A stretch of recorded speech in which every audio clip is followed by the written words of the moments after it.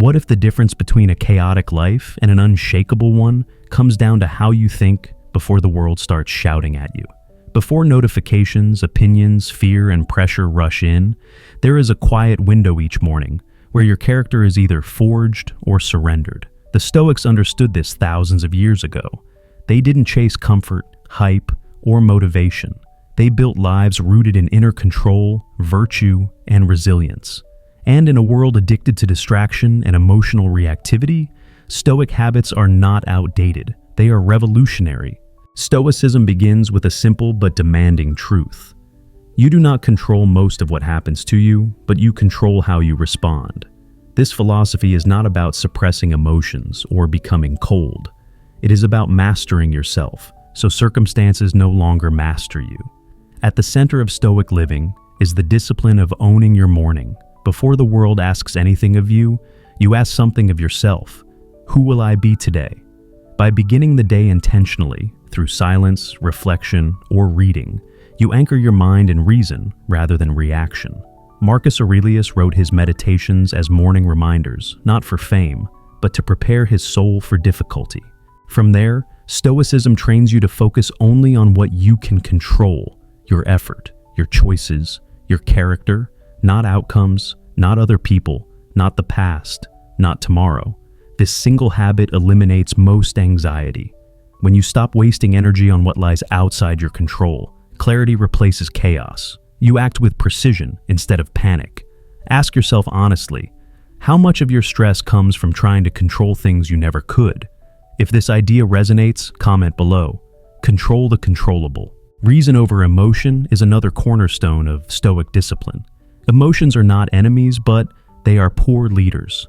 The Stoics taught that emotions are often born from unchecked assumptions. When anger rises, they asked, is this judgment true? Is this necessary? Is this helpful? By challenging assumptions, you interrupt emotional spirals before they harden into regret. This habit alone can save relationships, careers, and futures. Stoicism does not ask you to feel less. It asks you to think better. Mindfulness, long before it became a trend, was a Stoic practice, but not passive awareness, active attention. The Stoics practiced being fully present with what they were doing, whether working, walking, or resting. This attention sharpened judgment and reduced suffering. When your mind is anchored in the present moment, fear of the future and regret over the past lose their grip.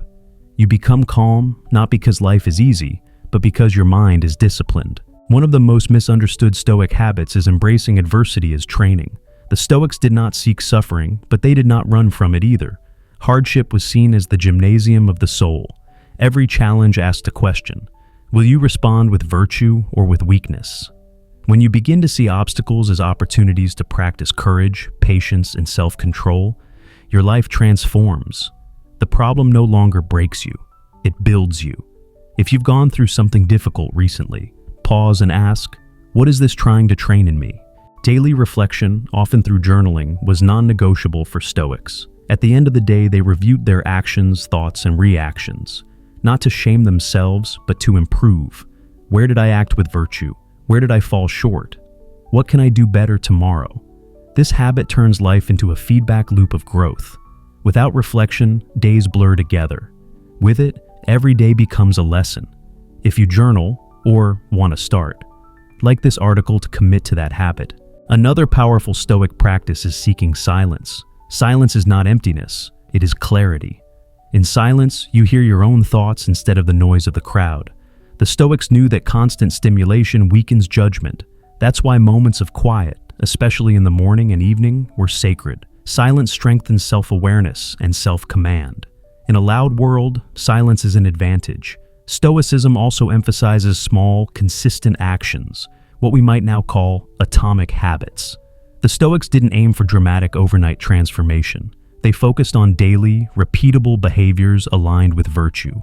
One disciplined choice at a time, one honest action, one restrained response.